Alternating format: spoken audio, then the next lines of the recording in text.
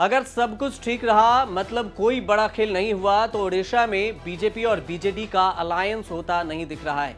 PM Modi को ओडिशा दौरे के बाद से चर्चा जोर शोर से चल रही है कि बीजेपी और बीजेडी मिलकर लड़ेंगे, लेकिन दोनों तरफ से हो रही बयानबाजी से इसके चांस लगातार कम हो रहे हैं। गुपचुप मीटिंगों के बाद भी अलायंस होने या नहीं होने की बात गोपनीय है। अब तक दिल्ली में टीवी चैनल के एक कार्यक्रम में अमित शाह और वीके पांड्यन आए थे।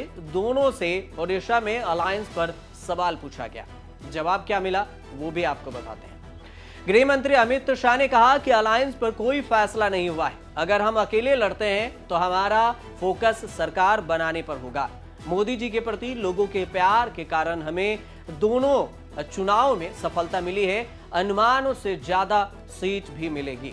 अमित शाह ने ओडिशा के पिक्चर क्लियर करने में थोड़ा संकोच दिखाया, लेकिन शाह से पहले आए नवीन पटनायक के करीबी और बीजेडी के नंबर 2 वीके पांड्यन ने बड़ा और क्लियर स्टेटमेंट दे दिया कि बीजेडी को सरकार बनाने के लिए बीजेपी के सपोर्ट की जरूरत नहीं है। वीके पांड्यन ने यह बयान कहा और उसमें कहा कि नवीन पटनायक एक ऐसे सीएम हैं जो राज्य में काफी लोकप्रिय हैं। उन्हें हर बार 3/4 बहुमत मिलता है। पंचायत चुनाव में 90% सीटें मिली।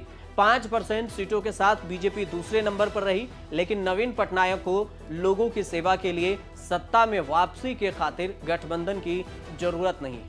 मैं माननीय प्रधानमंत्री के बारे में भी यही बात कहूंगा। मोदी और नवीन पटनायक की दोस्ती को राजनीति से ऊपर उठकर देखना चाहिए। पीएम मोदी और सीएम नवीन पटनायक बड़े मकसद के लिए एक साथ आना चाहते हैं। बीजेपी से बीजेडी के अलायंस की अटकलें तब से लगने लगी जब पीएम मोदी ने ओडिशा में लगातार दौरे पर गए और वहां पर नवीन पटनायक से मुलाकात भी की। भाषणों में बीजेडी सरकार या नवीन पटनायक के खिलाफ एक शब्द नहीं बोले, बल्कि मित्र और लोकप्रिय मुख्यमंत्री कहकर संबोधित भी किए।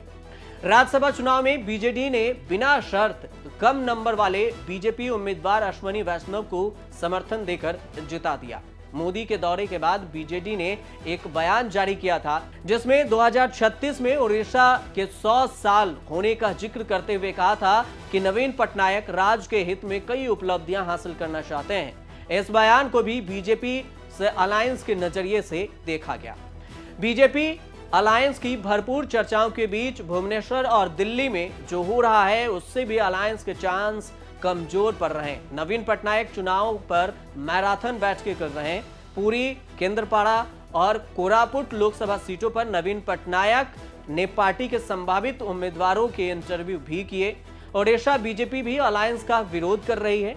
ऐसा कहने वाले ओडिशा बीजेपी अध्यक्ष मनमोहन सामल भी हैं। ओडिशा में नवीन पटनायक 25 साल में 5 चुनाव जीत चुके हैं। 1998 से 2009 तक ओडिशा में बीजेपी और बीजेडी अलायंस में रहे। बीजेपी कांग्रेस की जगह लेने में तो कामयाब नहीं रही, लेकिन बीजेडी से बहुत पीछे रह गई। अब पॉजिटिव यह है कि ओडिशा में बीजेपी धीरे धीरे बढ़ रही है और बीजेडी घट रही है। बहुत संभव है कि बीजेपी की ग्रोथ देखकर ही बीजेडी अलायंस से पीछे हट रही है।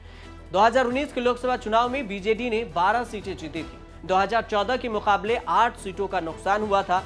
बीजेपी ने 7 सीटों के फायदे के साथ 8 सीटें जीती थी। विधानसभा चुनाव में बीजेडी ने 112 सीटें जीतकर सरकार बनाई। बीजेपी को 23 सीटों पर जीत हासिल हुई। बीजेडी को 5 सीटों का नुकसान, लेकिन बीजेपी को 13 सीटों का फायदा हुआ। कांग्रेस को 7 सीटों के नुकसान के साथ 9 सीटें मिली थी। ओडिशा में कांग्रेस के पास खोने के लिए कुछ नहीं है।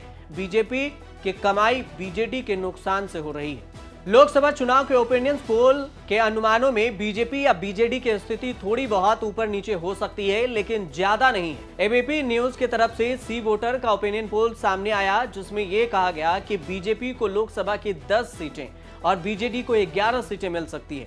और वहीं न्यूज 18 का अनुमान है कि बीजेडी को 8, बीजेपी को 13 सीटें मिल सकती हैं। ओडिशा में विधानसभा और लोकसभा के चुनाव एक साथ होते हैं और 21 लोकसभा और 147 विधानसभा सीटों पर चुनाव 13 मई, 20 मई, 25 मई और 1 जून को 4 चरणों में होंगे। नतीजे पूरे देश में एक साथ 4 जून को आएंगे। उसके बाद ये देखने की बात ये भी सामने आएगी कि आखिर बीजेडी और बीजेपी के बीच में ओडिशा में गठबंधन कितना कारगर साबित होता है। आप देखते रहिए न्यूज़ तक।